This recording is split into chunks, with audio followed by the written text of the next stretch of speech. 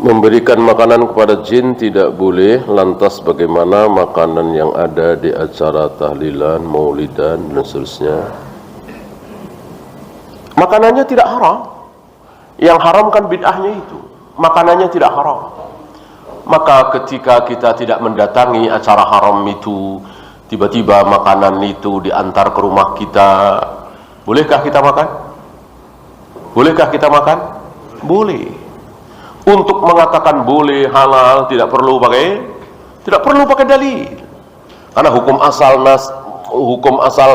makanan nasi, telur dan seterusnya halal. Mengharamkan harus pakai dalil. Mana dalil? Ya. Oh, nasi ini hasil curian. Oh, telur ini hasil korupsi. Ya baru. Kan nggak ada seperti itu. Ya. Nah, untuk mengharamkan harus dengan dalil. Untuk menghalalkan nggak perlu pakai dalil. Memang hukum asal makanan itu halal. Ya. Kecuali mendatangi acara yang haram itu. Ya. Bahkan termasuk sesaji, ya kan? Yang mereka persembahkan kepada berhala. Asal jangan sembelihan ya, taruhlah nasi, telur gitu. Yang mengharamkan nasi, telur dimakan itu siapa? Mereka, ya. Coba misalnya mereka sesaji, ada telurnya, ada nasinya, enak, kita makan, ya. Marah nggak dia? Marah dia. Yang mengharamkan mereka. Masa kita ikut-ikutan mengharamkan? Halal. Masa nasi haram? Gitu ya. Kecuali sekali lagi nasi itu curian, baru itu haram. Itu yang saya maksud, harus bawa dalil.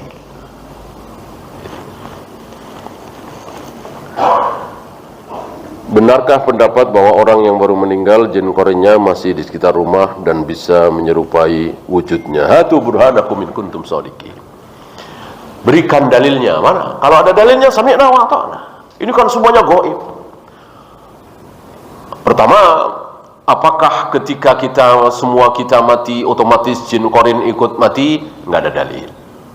Berarti kan masing-masing punya ajal sendiri-sendiri. Ya taruhlah kita mati duluan, jin korinnya masih hidup. Kemana? Allah tidak memberitahu. Kita bisa tahu ketika Allah memberitahu lewat lisan Nabi sallallahu alaihi wasallam. Yang diberitahu oleh Allah bahwa setiap satu manusia satu jin korin, itu doang. Itu doang. Dan jin korinnya, bahkan Nabi bertanya, apakah termasuk engkau ya Rasul? Iya, termasuk aku. Gitu ya.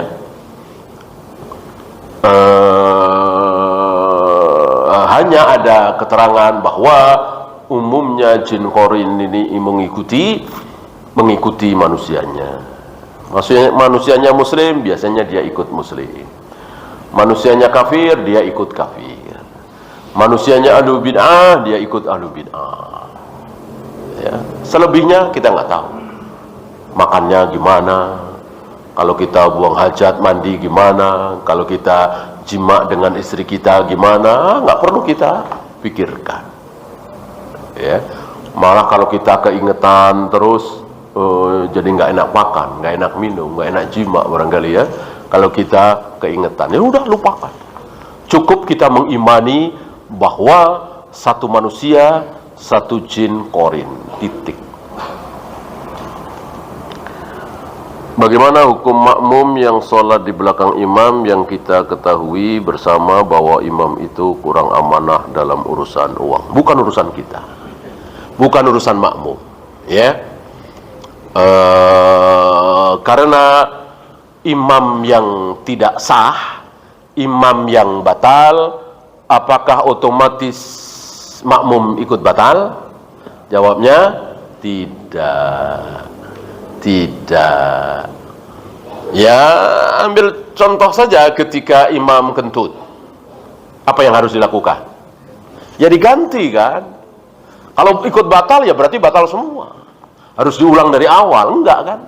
Imam batal ya imamnya sendiri yang batal. Makmumnya tidak ikut batal. Gitu ya. Contoh yang jelas, Umar pernah mengimami salat asar, habis salat Umar salat lagi. Kenapa? Karena Umar baru sadar, belum mandi junub. Setelah mandi junub, salat lagi. Dan beliau tidak mengajak jamaah untuk salat lagi karena jamaah sah, walaupun imam tidak sah. Itu kan parah sekali, belum mandi junub, kentut, apalagi sekedar tidak amanah, bacaannya yang panjang dipendekin, yang pendek dipanjangin, makrotnya kurang tepat. Bukan urusan kita sebagai makmum. Ya. Benarkah kisah penculikan manusia oleh jin pernah terjadi di zaman Umar? Saya tidak tahu. Dan secara dalil nggak bisa. Kalau jin itu diberi kekuasaan oleh Allah untuk memudaratkan manusia, membunuh manusia, insya Allah para nabi, para rasul nggak akan panjang umurnya, ya, terutama Nabi Muhammad SAW. Siapa yang paling marah dengan adanya Rasulullah SAW berdakwah? Yang paling marah siapa? Iblis, ya.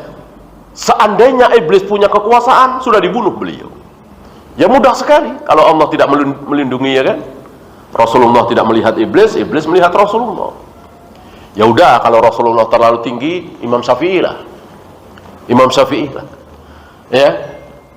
Yang paling membuat marah iblis waktu itu ya Imam Syafi'i.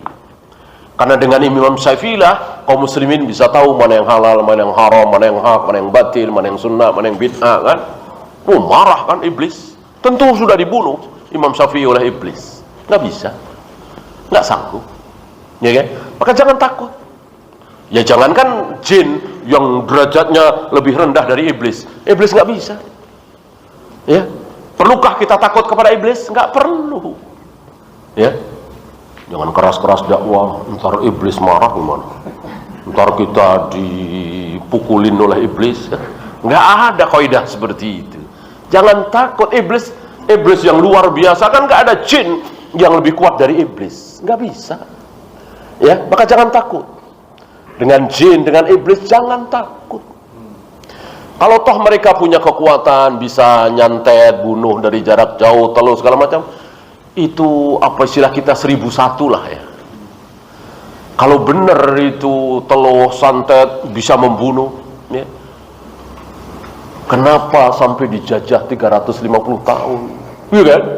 Kenapa nggak disantet-santetin itu? Daendels, siapa lagi itu orang-orang Belanda, santet aja udah mati semua, nggak bisa. Jadi kekuatannya itu rapuh sekali, ya kan? Kalau toh bisa 1, 2, coba manusia sekali bunuh, bisa berapa? Hiroshima Nagasaki itu cuma 2 bom kan?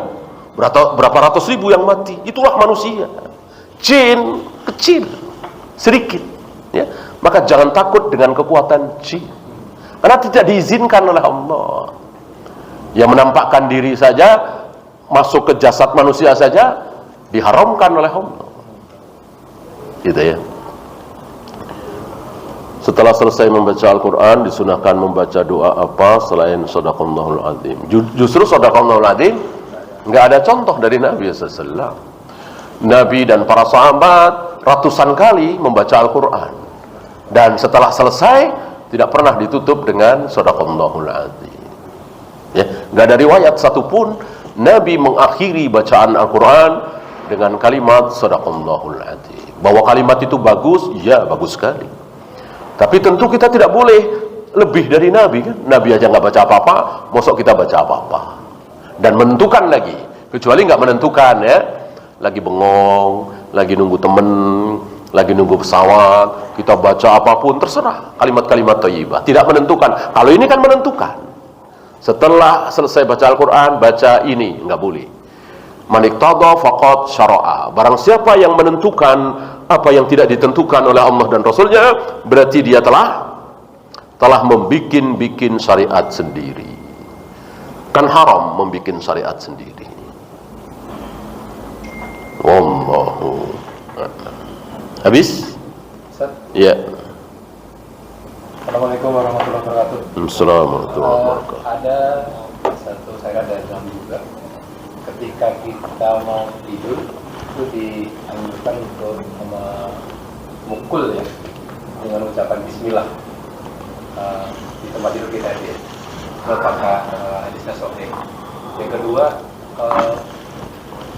dalam riwayat ketika Khalid bin Walid disuruh Nabi menghancurkan salah satu patung di Ka'bah, kemudian kembali, Khalid kau belum menghancurkan itu, ternyata setelah kembali ada latar masalahnya, kemudian ternyata wujudnya wanita, kemudian ditebas sama Khalid bin Walid, ternyata juga meninggal. Artinya apakah jin itu dimungkinkan dia tidak lari gitu ketika itu? Tidak apa? Tidak lari.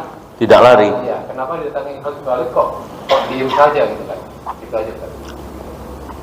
Tentang kisah itu saya tidak tahu ya.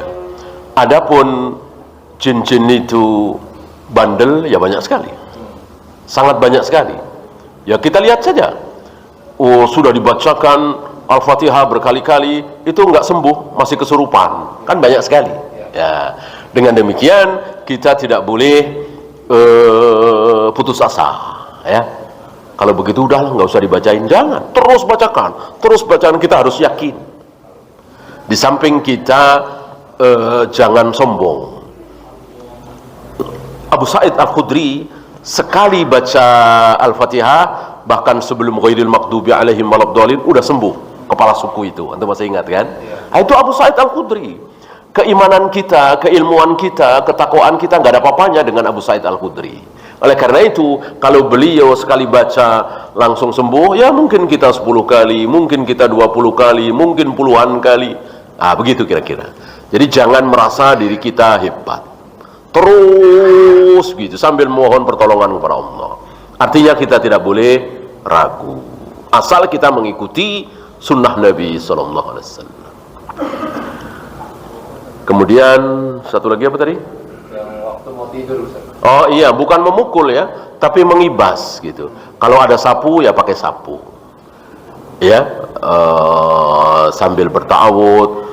Kemudian Nabi mengatakan, engkau tidak tahu ada apa di situ sebelumnya. Ya siapa lagi kalau bukan jin? Ternyata jin itu pergi, jin itu kabur hanya dengan dikibas dengan sapu. Berarti kan lemah sekali. Asal kita membaca ta'awud, membaca ayat-ayat Allah. Bahkan kata Nabi, kalau engkau tidur meninggalkan minumanmu, tutup gitu. Kalau nggak ada tutup, maka taruhlah lidi atau apa sambil baca Bismillah. Itu jin nggak akan bisa ngangkat. Berarti kan lemah sekali. Jin itu lemah sekali. Kalau kita pakai cara Allah, yaitu Bismillah, ta'awud, Al-Fatihah, Mu'awizatain, pokoknya pakai cara sunnah Nabi, jangan bid'ah. Ya, jangan pakai cara dukun dan seterusnya. Habis kita akhiri. Subhanakallahumma bihamdika asyhadu an la ilaha illa anta astaghfiruka wa atubu ilaik. Assalamualaikum warahmatullahi wabarakatuh.